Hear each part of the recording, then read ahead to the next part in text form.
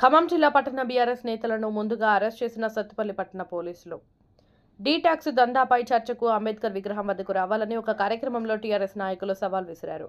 సత్తుపల్లి నియోజకవర్గంలో అక్రమ వసూళ్లు దందాలు డీటాక్స్ బీఆర్ఎస్ నాయకులు ఆరోపణలు చేశారు. ఈ రోజు టీఆర్ఎస్ నాయకులను ముందస్తు అరెస్ట్ చేయడం జరిగింది.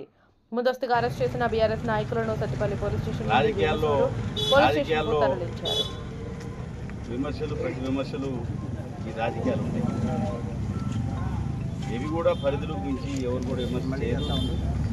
15 సంవత్సరంలో ఒక శాసనసభ్యుడిగా ఏ రోజు కూడా ఇవి రెచ్చగొట్టే పద్ధతితో ఒకరి మీద వ్యక్తిగతంగా దూషించే పద్ధతి ఏనాడు కూడా చేయలే, ఇప్పుడు కూడా చేయలే. ప్రతిపక్షంలో ఇవాళ వాళ్ళే సవాల్ ఇసిరి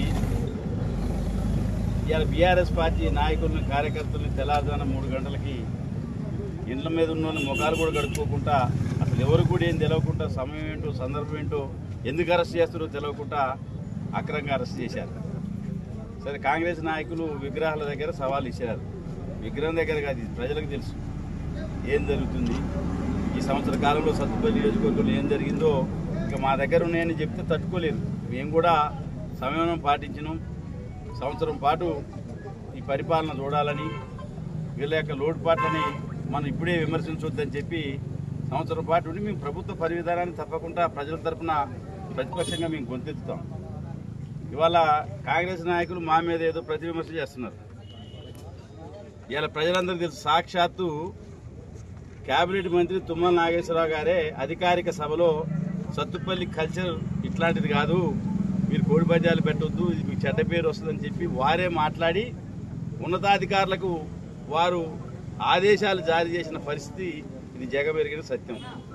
గంగారంలో కోడి పంజాలు నడుస్తుంటే కేసులు పెట్టింది సత్యం. ఆ కేసులు ఉన్న నాయకులు ఎవరు తెలుసు.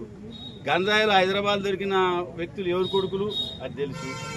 ఇవాళ చాలా అంశాల్లో మరి ఏం జరుగుతుందో ప్రజలకు తెలుసు. మేము ప్రజల తరఫున ప్రతిపక్షంలోని ప్రశ్నిస్తాం.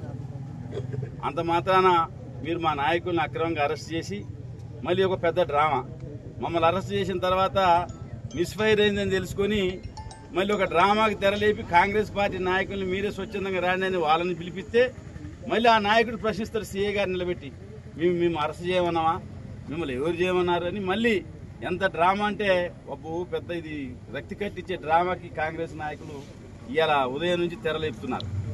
మేము ఎప్పుడు కూడా భౌతిక దాడులకు లేదా ఘర్షణలకు ఈ సత్తుపల్లి నియోజకవర్గం యొక్క చరిత్ర కల్చర్ అట్లాంటిది ఒప్పుకోదు. ఇది ఒక శాంతియుత రాజకీయాలు నడిపే ప్రాంతం. తప్పనిసరిగా మేము ప్రజాస్వామ్య పద్ధతిలోనే మా విమర్శలు ఉంటాయి తప్ప మేము ఏం లేకుండా నిరాధారమైన ఆరోపణలు చేయం. ప్రజలందరికీ తెలుసు మేము ఏం చెప్తున్నాము, మేము చెప్పేది నిజమైతే నేను నమ్ముతారు, అబద్ధమైతే మమ్మల్ని శిక్షిస్తారు. అంతే తప్ప దీనికి ఏదో మీరు చెప్పి మీరే సవాల్ విసిరి మళ్ళీ మమ్మల్ని అరెస్ట్ చేయించి మళ్ళీ మీకు మీరే అరెస్ట్ అయ్యి మళ్ళీ మీరు వాళ్ళు మేము ప్రతిపక్షం వాళ్ళు అరెస్ట్ చేయమన్నామా, ఇదేమన్నా ఫ్రాక్షన్ రాజకీయమా, ప్రాంతమా, మీరు ఎందుకు చేసిరని చెప్పి మళ్ళీ అరెస్ట్ చేయమన్న నాయకత్వం మళ్ళీ అదే పోలీసు అధికారులని ప్రశ్నిస్తున్నారంటే దీన్ని బట్టి పోలీసు అధికారులు కూడా అర్థం చేసుకోవాలి ఏం జరిగింది, ఏం జరగబోతుంది, ఏం జరుగుతుందని.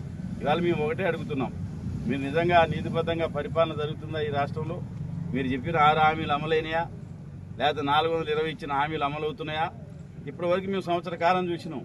గ్రామ సభలో ప్రజలు తిరుగుబాటు చేశారంటే దానికి కారణం ఏంటి? దానికి ఎవరు ప్రతిపక్ష పార్టీలు పిలిపివ్వలే గ్రామ సభలను అడ్డుకోమని. ప్రజలే స్వచ్ఛందంగా కడుపు మండి తిరుగుబాటు చేశారు. ఇప్పుడు మీరు మండలానికి ఒక గ్రామం ఎంపిక చేశారు, అక్కడ కూడా 100% ఇచ్చారా? ఇందిరమ్మ భరోసా మీరు ఇంకా ఇప్పుడు కొడవటిమేట తలాడ మండలం 200 మంది జాబ్ కార్డులు ఉంటే మీరు 60 మందికే ఇచ్చింది. ఇంకా మిగతా గ్రామాలు మేము ఇంకా ఎంక్వైరీ చేయలేదు, చేస్తాం తప్పకుండా. ఆ సమస్య మీద కూడా అధికారుల దగ్గరికి వెళ్తాం. మేము నిరంతరం కూడా ప్రజల కోసం పనిచేస్తాం తప్ప రాజకీయంగా ఏదో చీఫ్ పార్టీకి చేసి మేము ఎదగాలని చెప్పి ఎప్పుడు అనుకోలే. మేము ఫ్లెక్సీల ద్వారా ఎదిగిన నాయకులం కాదు, లేకపోతే ఇంకేదో తప్పుడు పద్ధతులు ఎదిగిన నాయకులం కాదు.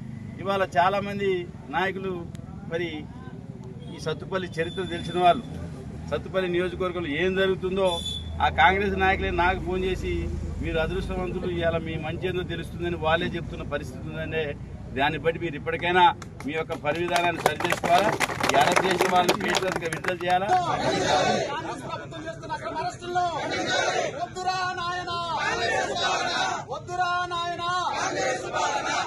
తెలంగాణ